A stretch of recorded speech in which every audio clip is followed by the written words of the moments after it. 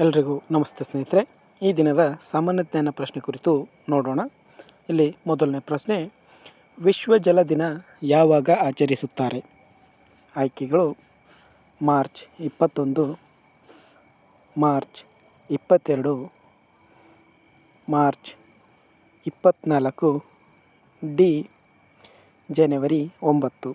ಸರಿ ಆಯ್ಕೆ ಮಾರ್ಚ್ 22. ಅದೇ ರೀತಿ ಮುಂದಿನ ಪ್ರಶ್ನೆ ನೋಡೋಣ. ಮುಂದಿನ ಪ್ರಶ್ನೆ, ಕೇಂದ್ರ ಆಹಾರ ತಂತ್ರಜ್ಞಾನ ಸಂಸ್ಥೆ ಇರುವುದು ಎ ದೆಹಲಿ, ಬಿ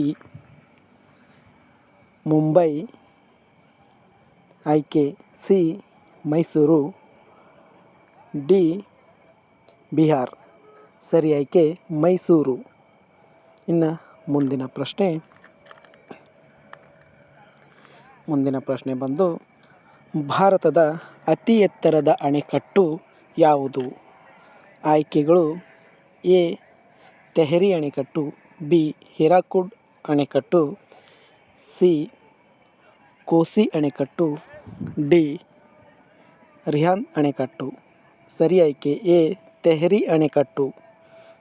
ಇನ್ನು ಮುಂದಿನ ಪ್ರಶ್ನೆ ನೋಡೋಣ ಸ್ನೇಹಿತರೆ. ಇಲ್ಲಿ ಮುಂದಿನ ಪ್ರಶ್ನೆ, ಬಟಾನಿಕಲ್ ಸರ್ವೆ ಆಫ್ ಇಂಡಿಯಾ ಉದ್ಯಾನವನ ಎಲ್ಲಿದೆ? ಆಯ್ಕೆಗಳು A Delhi, B Gujarat, C Mumbai, ಆಯ್ಕೆ ಡಿ ಕೋಲ್ಕತ್ತಾ. ಸರಿ ಆಯ್ಕೆ ಡಿ ಕೋಲ್ಕತ್ತಾದಲ್ಲಿ ಬಟಾನಿಕಲ್ ಸರ್ವೆ ಆಫ್ ಇಂಡಿಯಾ ಕಂಡುಬರುತ್ತದೆ. ಇನ್ನು ಮುಂದಿನ ಪ್ರಶ್ನೆ ನೋಡುವುದಾದರೆ, ದ್ರವ ರೂಪದ ಅಲೋಹ ಯಾವುದು? ಆಯ್ಕೆಗಳು ಎ ಪಾದರಸ, ಬಿ ಬ್ರೋಮಿನ್, ಆಯ್ಕೆ ಸಿ ಅಲ್ಯೂಮಿನಿಯಂ, ಅದೇ ರೀತಿ ಆಯ್ಕೆ ಡಿ ಸಿಲಿಕಾನ್. ಸರಿಯಾದಂಥ ಉತ್ತರ ಆಯ್ಕೆ ಬಿ ಬ್ರೋಮಿನ್ ದ್ರವ ರೂಪದ ಅಲೋಹವಾಗಿದೆ. ಇನ್ನು ಮುಂದಿನ ಪ್ರಶ್ನೆ ನೋಡುವುದಾದರೆ, ₹1 ನೋಟಿನ ಮೇಲೆ ಇವರ ಸಹಿ ಇದೆ. ಆಯ್ಕೆಗಳು ಎ ಹಣಕಾಸು ಕಾರ್ಯದರ್ಶಿ, ಬಿ ಗವರ್ನರ್, ಆಯ್ಕೆ ಸಿ ರಾಜ್ಯಪಾಲ, ಡಿ ಪ್ರಧಾನಮಂತ್ರಿ. ಸರಿ ಆಯ್ಕೆ ಎ ಹಣಕಾಸು ಕಾರ್ಯದರ್ಶಿರವರ ಸಹಿ ಇರುತ್ತದೆ. ಅದೇ ರೀತಿಯಾಗಿ ಮುಂದಿನ ಪ್ರಶ್ನೆ ನೋಡೋಣ. ಇಲ್ಲಿ ಮುಂದಿನ ಪ್ರಶ್ನೆ, the God of Small Things ಯಾರ ಕೃತಿಯಾಗಿದೆ?